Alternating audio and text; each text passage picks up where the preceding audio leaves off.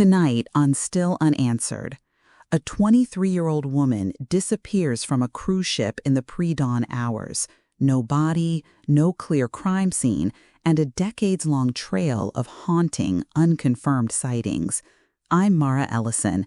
This is the story of Amy Lynn Bradley. Colin, thanks for joining me. Thanks for having me, Mara. It's good to be here, even under such difficult circumstances. Let's start with the basics. Amy was born May 12, 1974, in Petersburg, Virginia. Athletic, strong swimmer, a former lifeguard, college-educated, she graduated Longwood University in December 1996. She just set up a new apartment, was about to start a new job, planning to adopt a bulldog named Daisy. In short, she had forward momentum. On March 21, 1998, the Bradley family boarded Royal Caribbean's Rhapsody of the Seas in San Juan. By the night of March 23rd, Amy and her brother Brad were dancing with the ship's house band.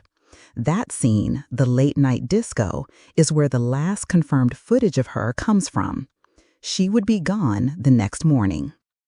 So we're talking about someone who, in profile and behavior, doesn't fit the typical runaway or suicidal profile.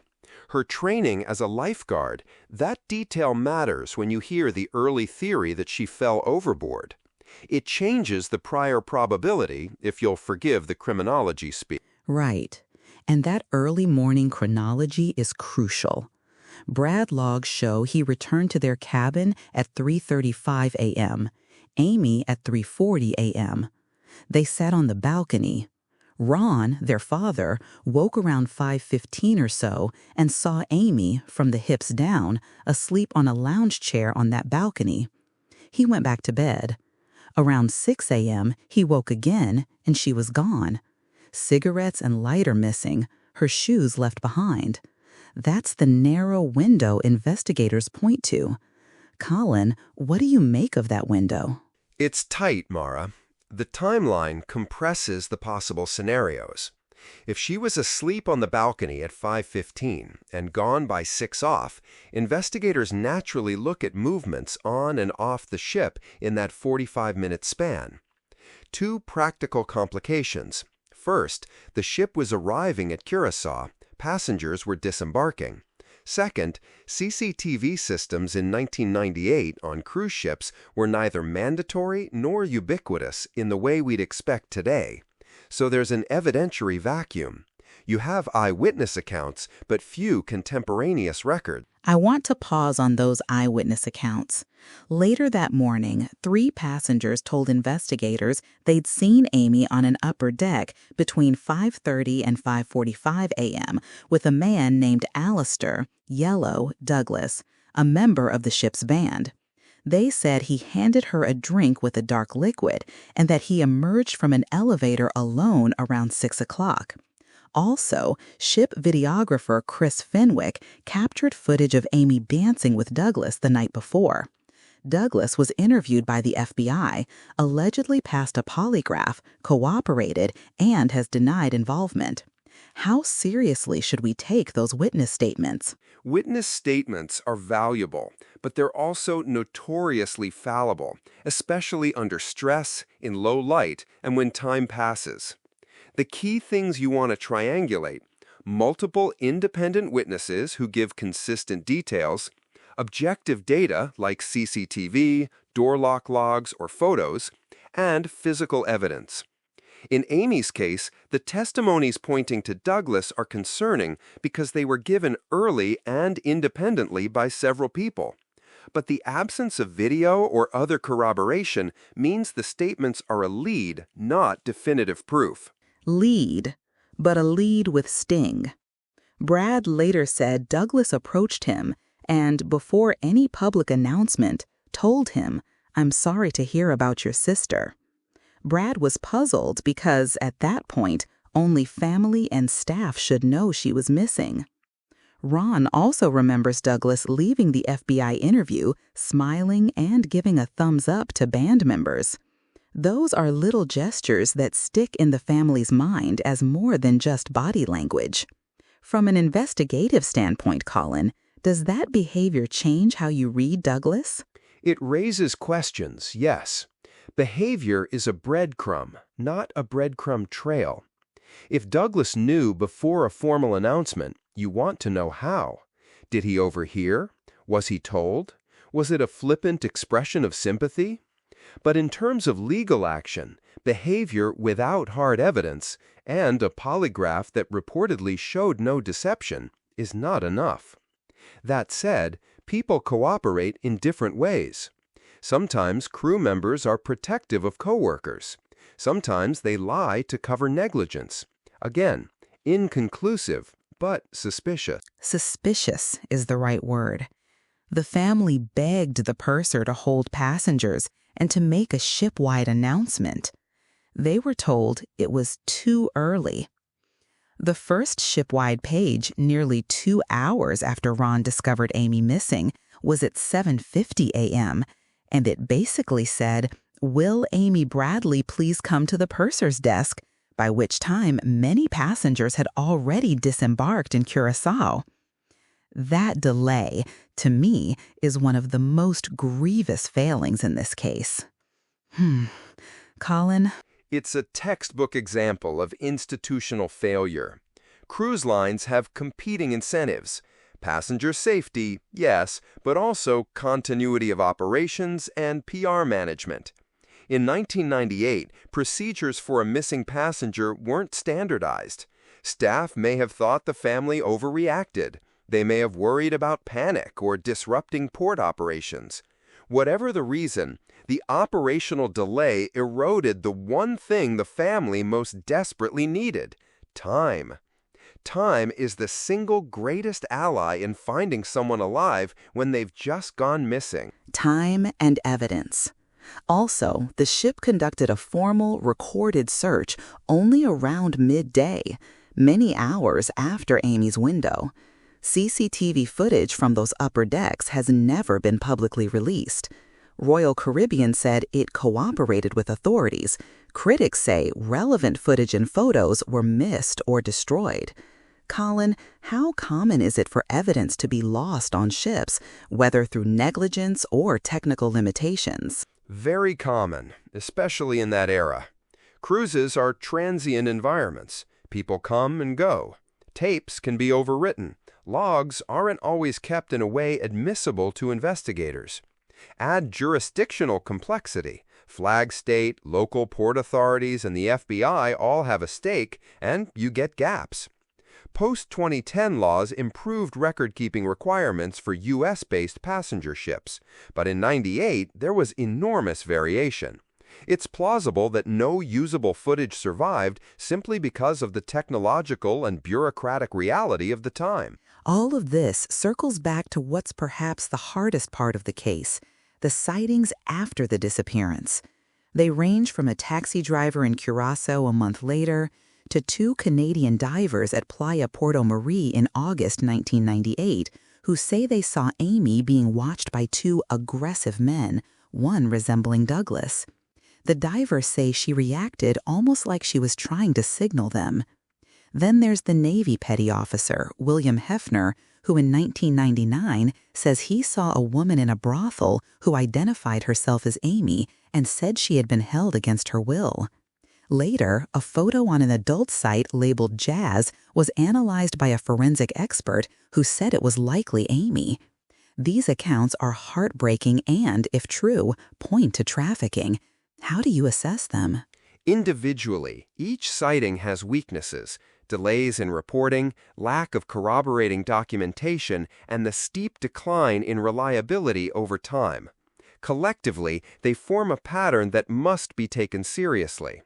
The diver account is particularly compelling because they said they were within feet of the woman and recognized tattoos and a watch similar to Amy's. The Navy petty officer's testimony is also disturbing, especially since he reported an admission of coercion.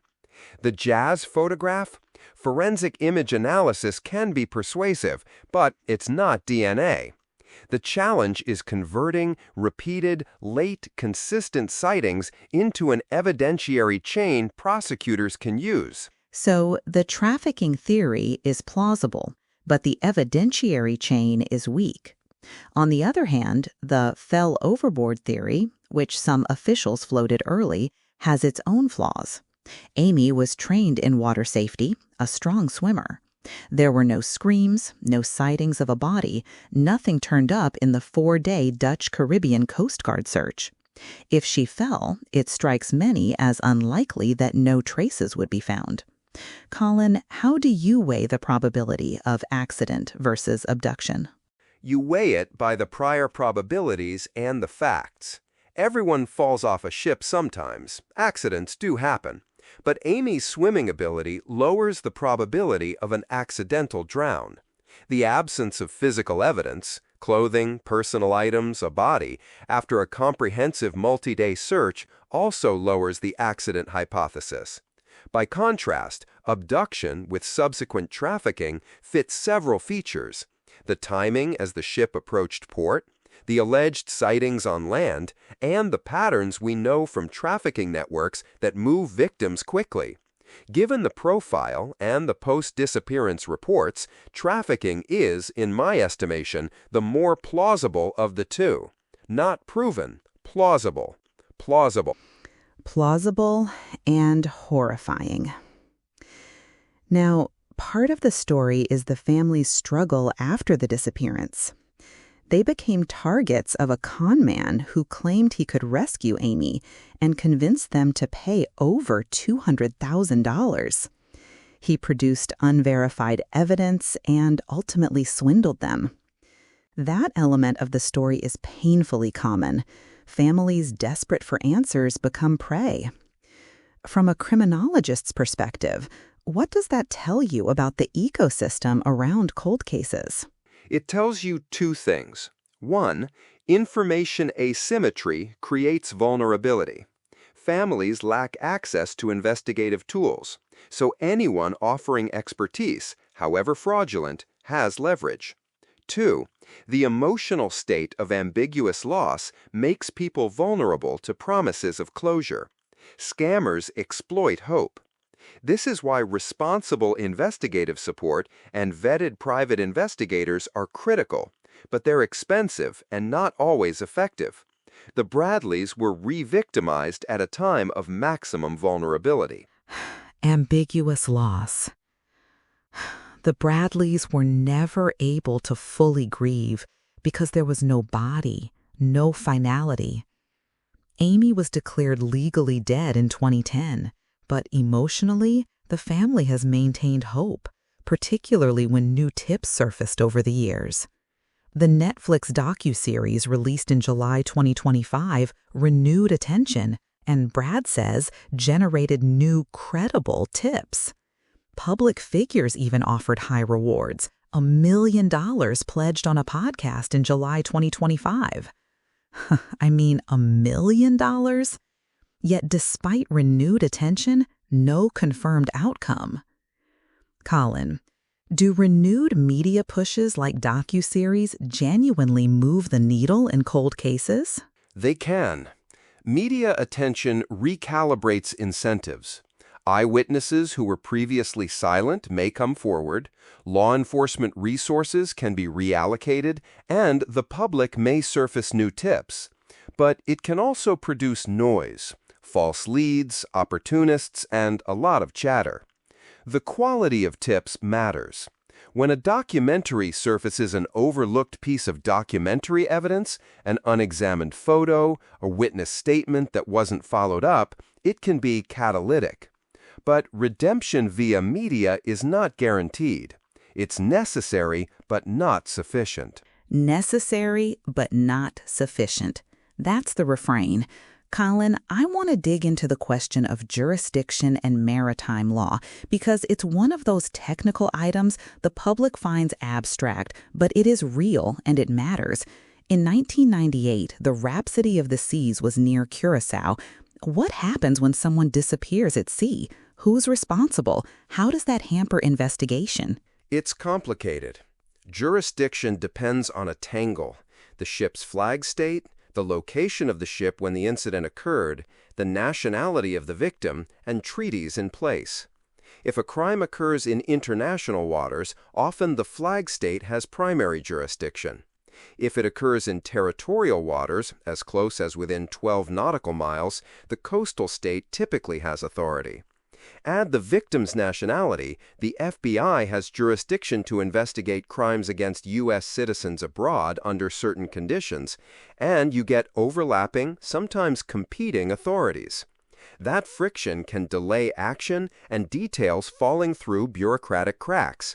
In practice, it means evidence may not be collected in a way that's useful to one or another agency, and chain of custody complications arise. And cruise lines themselves, in 1998, were not bound by the same reporting and safety standards they are today. The Cruise Vessel Security and Safety Act came in 2010 after Amy's disappearance and several other high-profile incidents.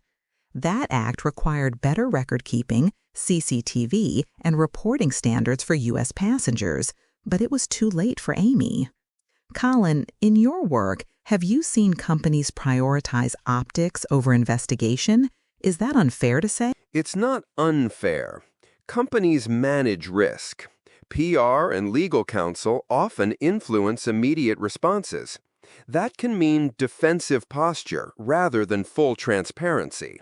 Not all cruise lines behave the same way, but the incentive structure, protect passengers and profit, yes, but also avoid litigation and reputational damage, can lead to minimization. That's why structural reforms were pushed, to align business incentives with public safety. Let's return to the sightings, because they're the emotional center of this story for many listeners. The divers in Curaçao say they saw Amy and that she tried to signal them. The Navy petty officer claims a brothel confrontation where she said, "I'm Amy Bradley, I need help." Then there's the jazz photo. Those accounts suggest a scenario where Amy was removed from the ship and trafficked. If that were true, how would such an operation work in the late 1990s? Quick transit, local corruption, forged paperwork? Paint me a picture. Trafficking operations exploit speed and opacity. In a port environment, the moment a victim is separated from the protective environment of the ship, a trafficker's best leverage is to move them quickly to controlled locations, safe houses, brothels, or across borders. They rely on local contacts, drivers, brokers, possibly complicit officials to obscure movement. In the late 90s, fewer digital records and slower information sharing made it easier to move someone without leaving a clear trail. A possible sequence: a crew member or passenger lures her ashore. She's transported to a safe house. From there, she's marketed or moved along a trafficking route. The entire process could be done in hours if the network is organized. Organized and terrifying. But, and this is important, the trafficking explanation is built mostly on eyewitness sightings and pattern inference, not on hard documentary records. Is there any realistic way now, decades later, to validate those sightings or the jazz photograph with current forensic tools?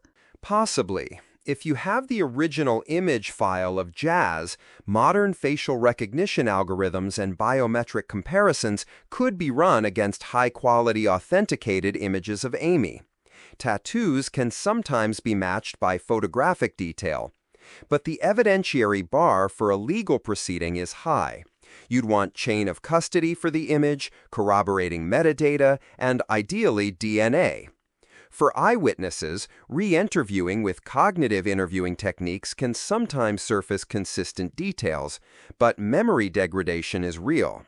So validation is feasible in some cases, but often limited by the age and provenance of evidence. And the brothel that Hefner described? It burned down. The element of time worked against the evidence. The family has offered sizable rewards over the years, $250,000 for safe return and $50,000 for current location. The FBI offers $25,000. And in 2025, a high-profile podcaster offered $1 million. Those amounts are meant to spur action, to surface leads. But as we've discussed, tips are only as good as their verifiability. Switching gears slightly, we can't ignore the human side. Brad, Ron, and Iva have lived with ambiguous loss for decades. How does ambiguous loss change people's behavior and their relationship to the investigation? Ambiguous loss is a unique grief. With no body and no closure, the family remains suspended between hope and grief. Practically, that can mean persistent searching, susceptibility to scams, and advocacy that becomes their life's work. It also means certain rituals of mourning are delayed or impossible. Some families channel their pain into activism. Others withdraw. The Bradleys have chosen advocacy, traveling to Curaçao, meeting witnesses, maintaining websites. That can keep a case alive, which is invaluable, but it also keeps the family in perpetual trauma. They've been tireless. Now, Colin, I want to ask you a question that's uncomfortable but necessary. If you were advising an investigative team today with access to modern tools and the family's cooperation, what 3 concrete steps would you prioritize to either confirm Amy's fate or definitively rule out certain scenarios? First, secure and re-examine all existing documentary evidence with modern forensics. High-resolution scans of photos, metadata analysis, and facial recognition for the jazz image if the original can be located. Second, re-interview primary eyewitnesses using cognitive interview protocols to extract consistent, previously overlooked details, combined with digital geospatial reconstruction of the ship's movements, deck plans, and witness vantage points. Third, international cooperation to reopen port records, taxi manifests, and any maritime logs in Curaçao and surrounding islands. Sometimes an official's hand receipt or a boat charter ledger holds the missing link. These steps can't guarantee a result, but they give you the best shot with today's tools. Those are practical and methodical steps. Some listeners will hear us and think, why haven't those things already been done? Why does it feel like everything early on was rushed or mishandled? Is it incompetence, negligence, or an institutional desire to move on? All of the above, depending on the actor. Early investigators are often constrained by the evidence available to them at that time. Cruise lines may have prioritized passenger convenience and company protocols. Local authorities may have been under-resourced or unfamiliar with transnational cooperation. And yes, there are sometimes institutional incentives to close a case quickly. But it's rarely a single nefarious cause. It's a confluence, technological limitations, human error, and misaligned incentives. I want to read listeners a brief passage from Iva Bradley, Amy's mother, who said something that has stuck with me. We have to live with the not knowing every single day. That small sentence, the not knowing, captures the moral urgency of this story. It's not just an unresolved mystery. It's a family living in a state of frozen grief. Colin, before we shift to closing, are there other cases you'd point to where the arc went from no trace to found, and what lessons do they offer? There are cases where renewed media attention and forensic re-examination uncovered new leads, yes. Often the turning point is a previously ignored piece of evidence reinterpreted in light of new techniques, or a witness who years later decides to come forward. Lessons? Preserve everything. Do not assume that absence of immediate evidence equals absence of events. And push for international cooperation. It's also a reminder that time is both enemy and ally. While memories fade, technology improves. That paradox gives families a reason to keep fighting. Keep fighting. As we wrap, I want to be clear to listeners about what remains unknown and what is known. Known: Amy was last seen on March 23, 1998, on board Rhapsody of the Seas. She was noted asleep on the balcony at about 5:15 a.m., gone by 6 a.m. There was a delayed ship response and a multi-day sea search that found no trace. Multiple alleged land sightings and a possible sex trafficking photo have never been conclusively verified. The family has been both tireless and victimized, and Amy was declared legally dead in 2010, but remains on the FBI's missing persons list. Unknown: where Amy went between 5:15 and 6 a.m., whether she fell, was pushed, was taken off the ship, or was later moved through trafficking networks. The proof is still missing. Colin, final thought? The sad bottom line is this. Amy's disappearance exposes vulnerabilities in maritime safety, the limits of eyewitness testimony, and the cruel human cost of ambiguous loss. For investigators and the public, the responsibility is twofold. Continue to pursue credible leads with modern tools, and push for policies that prevent future vanishings. That's both practical and moral work. Practical and moral. Thank you, Colin. We've included in our episode notes the official channels. The FBI still lists Amy as a missing person and does offer a reward. And the Bradley family also publicly lists a reward for information. If you have credible information about Amy's disappearance, please contact the FBI's tip line or the family's listed channels. This case is not just an unsolved puzzle. It's the ongoing life of a family trying to know what happened to their daughter and sister. Before we sign off, Colin, one last human question. When you think of Amy, not the case file, but the person, what image stays with you? A photo I remember from the files. A young woman with green eyes, smiling and vibrant, holding a camera. She'd brought 15 rolls of film to make a collage. That image, Mara, reminds us she was planning a life, not planning an exit. That's the human reality we must keep at the center. Exactly. Amy, who loved photographs and had a bulldog named Daisy waiting. Amy, who was excited about a new job and had just moved into an apartment.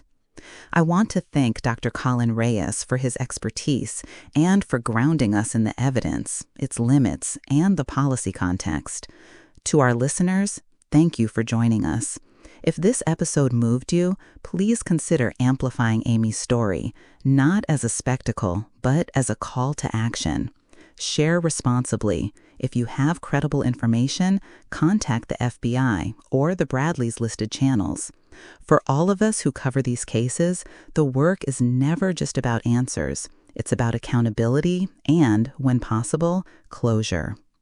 This has been Still Unanswered. I'm Mara Ellison. Good night. Good night, Mara. Good night.